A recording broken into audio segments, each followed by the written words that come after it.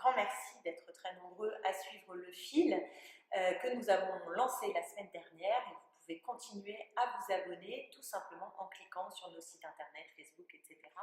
Nous vous attendons nombreux et donc pour cette deuxième livraison du fil, j'ai envie de vous parler de ce qui structure d'une certaine manière la politique d'Emmanuel Macron, mais au fond les politiques qui sont menées depuis plusieurs décennies en Europe, notamment depuis l'ère Thatcher, c'est-à-dire un binôme entre libéralisme économique débridé d'un côté et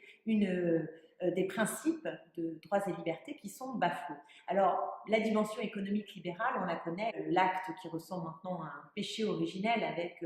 la réforme de l'ISF, le CICE en gros paquet pour les plus riches, ont montré qu'avec la loi travail, on avait bien une logique de dérégulation et de partage des richesses au service des 1% quasiment des plus riches. Pour donner du pouvoir à l'État qui s'en dépossède sur le terrain économique, on observe que progressivement, des lois toujours plus liberticides sont mises en place. On l'a vu avec la loi Asile-Immigration, qui a d'ailleurs valu un pré-rapport de l'ONU contre la France. Et là, nous sommes en plein débat sur la question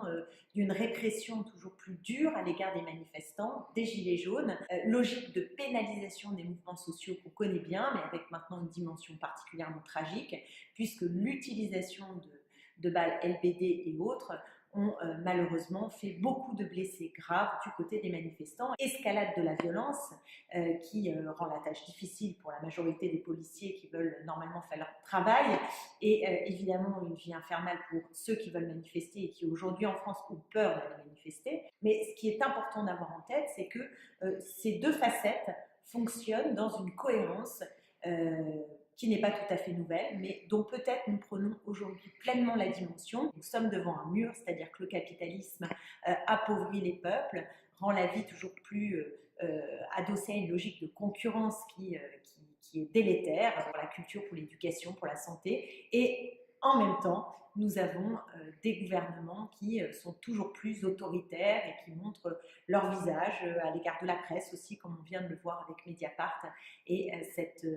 réponse d'une certaine manière à ce que le journal avait enquêté contre Benalla et donc s'attaquant au pouvoir en place, eh bien le pouvoir en place fait une perquisition qui met en cause la liberté de la presse et la protection des sources. La boucle est bouclée d'une certaine manière et je crois qu'avec le fil, ce que nous voulons précisément tisser, c'est la cohérence exactement inverse, un partage des richesses, un combat contre la logique de la finance et de la dérégulation économique et pour notre part, nous voulons l'associer à une liberté des droits, des protections toujours plus grande.